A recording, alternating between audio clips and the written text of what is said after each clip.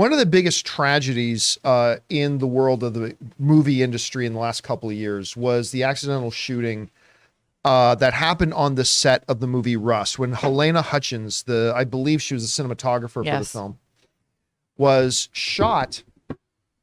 When I have still not read any explanation, a live round of ammunition was put into a prop gun, and Alec Baldwin was playing the scene, pulled the trigger, the bullet went off, and she tragically died. And the questions are still swirling, and the tragedy of it is still, the repercussions of which are still being felt. And the questions about how did this even happen are still going on. Well, today, we have found out that Alec Baldwin has been charged, and he's not the only one, has been charged with what's called involuntary manslaughter. Now, we'll get into what that means in just a moment.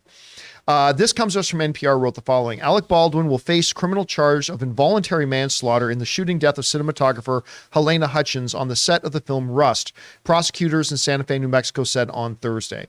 The film's armorer, Hannah Gutierrez Reed, is also facing the same charge. First Judicial District Attorney Mary Carmack Altwies said in a written statement. In addition to those charges, Assistant Director David Halls has signed a plea deal for the charge of negligent use of a deadly weapon, according to the announcement. All right. So we talked about this obviously when it all first happened, and this is one of those situations where there were multiple points of failure, where there were several steps along the way where this should have been caught and prevented from ever happening. Now, listen, because Alec Baldwin is, for various different reasons, not the most liked celebrity in Hollywood, right? Yeah. Because of that, the internet, I think before putting a lot of thought into it, jumped on him pretty quick. And it's like, burn him, throw him into jail, but like all that kind of stuff. And listen, a young woman died. So of course the temperature is going to be turned up, obviously. Now first, let's talk about involuntary manslaughter. There's two types of manslaughter, all right? There's premeditated murder, which is just murder. Like I sat at home, it's like, I'm going to kill Rob. And then I think about how I'm going to do it. And then I go about it. I get my ghost face mask and stabby, and I kill Rob. That's murder. Clearly you want my physical media collection. Now. And clearly you've thought about this. Then there's what's called voluntary manslaughter, which is you never planned on killing that. Like Rob comes home and finds that I've accidentally burned his DVD collection. And in a fit of blinding rage, grabs me by the throat and chokes me to death. He never planned on murdering me. That's what's called voluntary manslaughter. Now, then there's involuntary manslaughter, which was there was never any intent to cause harm, but through an act of negligence, somebody ended up dying. This is often used in the case of drunk driving. Drunk drivers will often be charged with the charge of involuntary manslaughter. It's like you weren't mad at that person. You wish that person no ill will. You never wanted to harm that person. But through an act of negligence, grand or small, that person ended up accidentally dying. And that's what involuntary manslaughter is. And that's what Alec Baldwin is being charged with.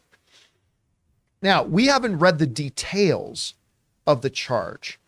I'm assuming, and by the way, don't hold to this because we may find out differently. But the reason the armorer is charged is because it's the armorer's responsibility. Yeah. The armorer is supposed to make sure that the gun they have is properly whatever, and then you hand it to the actor. And then there's a responsibility on the actor to kind of make sure the gun is in, working condition as well as it's supposed to be right. Now, when this first happened, and I took a lot of heat from this, but I don't care. I stand by this. Actors are not weapons experts. That's why on the set of movies, you employ weapons experts to be the expert. There is still, that doesn't take away Alec Baldwin's responsibility that he was supposed to double check. But I will tell you this. I've been on the set of a lot of movies.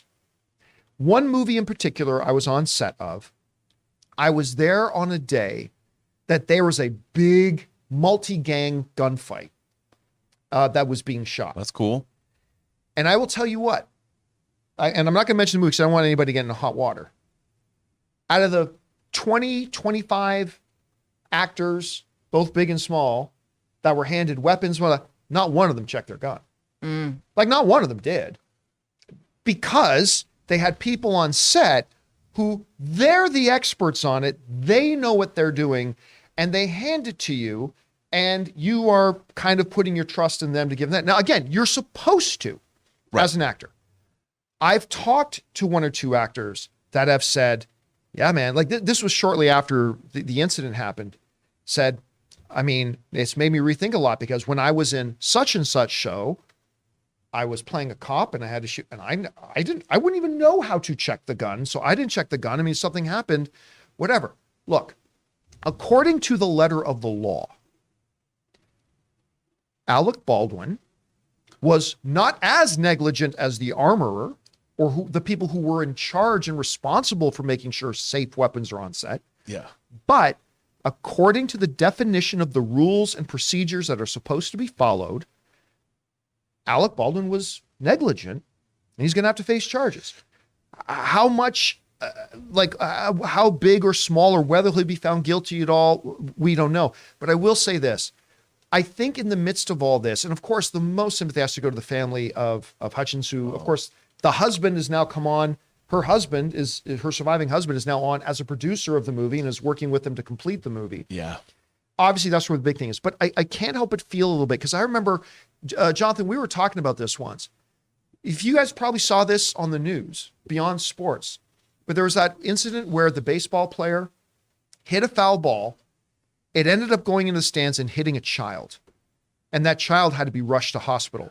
And I remember when the camera came back down onto the field, the guy who swung it, the guy who was at bat and hit the foul ball, who obviously did not intend at all for anybody to get hurt. That dude almost couldn't breathe. He was collapsed on the ground and teammates were around him like he was just devastated. Imagine you're handed what you believe is it's a movie gun. It's a fake gun. And you pointed that gun, enacting the scene, and pulled the trigger, and there was a real bullet in it, and it shot somebody and they died. This does not. That was the moment. It was. Yeah, there it is there. And so imagine that times 1,000. And that doesn't take away responsibility. That doesn't take away, the fact that there was negligence at all. I'm just saying, I can't even fathom walking around with that. I just can't. And so we're going to have to see how this plays out. It's going to be interesting to see. Guys, we want to take a second to thank a sponsor of today's video, Rocket Money. Do you know how much your subscriptions cost? Most Americans think they spend around $80 a month on subscriptions, when the actual total is closer to $200. If you don't know exactly how much you're spending every month, you need Rocket Money. When I started using Rocket Money, I couldn't believe how many things I was still paying for. Anna and I haven't lived in Burbank for almost 2 years, and I didn't realize I was still paying for a gym membership in Burbank for 2 years. Rocket Money, formerly known as Truebill, is a personal finance app that finds and cancels your unwanted subscriptions, monitors your spending, and helps you lower your bills, all in one place. Over 80% of people have subscriptions that they've forgotten about, like that streaming service you bought to watch just one show on, or that free trial that you never even used, or like me, a gym membership in Burbank. Simply find the subscriptions you don't want and press cancel, and Rocket Money will cancel it for you. So stop throwing your money away. Cancel unwanted subscriptions and manage your expenses the easy way by going to rocketmoney.com/Campea. That's rocketmoney.com/Campea. Anyway, Rob, it looks like, the charges are now being filed. We're getting closer to the resolution of this thing. What's your perspective on this? I think you said it beautifully. I mean, here's the thing. When you're on a movie set, actors are concentrating on their job, which is acting. They're concentrating on their lines, their characters, the other actors. I've never been, like, when an actor is given something, especially on a film set, they just assume that it's already ready to go. It's not necessarily an actor's job to open up a gun and look at it from a safety perspective, because actors aren't trained to do that. They can look and see, like, if you were to open a gun and it had a blank in it, you wouldn't necessarily know that unless you actually took the bullet out and looked at the casing. It's hard to say. So I think in Alec Baldwin's case, even though they talk about that it was a low budget movie and it wasn't run very well and all that, it doesn't matter. An actor, when you are handed a firearm, you have a guy or a girl training you, showing you things, is holding the gun out and says to you, take a look at it, hold it. There are checks and balances that happen. This should never have happened. It should never, first of all, multiple points of failure. Multiple points of failure. The first being, why was there live ammunition on a set at all? Like, where did it come from? So I understand Alec Baldwin pulled the trigger. And the letter of the law. He had a responsibility to check. I mean, but again, I know a lot of actors who never have. But I there agree. is a responsibility. He did. When you're, and you know what? An armorer on a set will tell the actors that they have a responsibility to check. And he will stand there, or she will stand there while the actor checks. They're both looking at it together. It's not, hey, man, by the way, just check your gun. No, it doesn't happen that way. And somebody gives it to you, you go through it all. There'll even be a refresher. Okay, do you know how to hold this? Do you know how to put the safety on? Do you know how to do it? This was a failure, like you said, on multiple points, but they have to. Alec Baldwin has to face the music. They have. This was the right decision to make. I hope that he's acquitted. I do. Well, depending on what information comes out, because let's be honest, we know probably 10% of the information. Yes, we may find out more as the he was a goes producer on. That we go on this film. Well, see, that's the question I wanted to ask both of you. See, this is where it gets interesting to me that there isn't enough information being put out here. I don't know right now if Alec Baldwin is being charged for involuntary manslaughter, which, by the way, is the appropriate charge. As an actor, as the actor who was on set with the gun, or because we've heard stories, again, these are all stories and hearsay and unverified things. We're going to find out more as the court case goes on. Yeah. Or is he being charged as a producer because incompetent people were hired as cost-cutting measures? Again, I don't know. I'm not saying that's the case. That's an interesting take. I'm saying I don't know the answer to that. So anyway, Aaron, what do you think about this? Well, as an actor who I was trying to remember this morning on the way to work how many times I've been on a set, either pointing a gun directly at another human or having another human pointing a gun directly at me. I can't even remember. It's happened so many times. It's part of my job.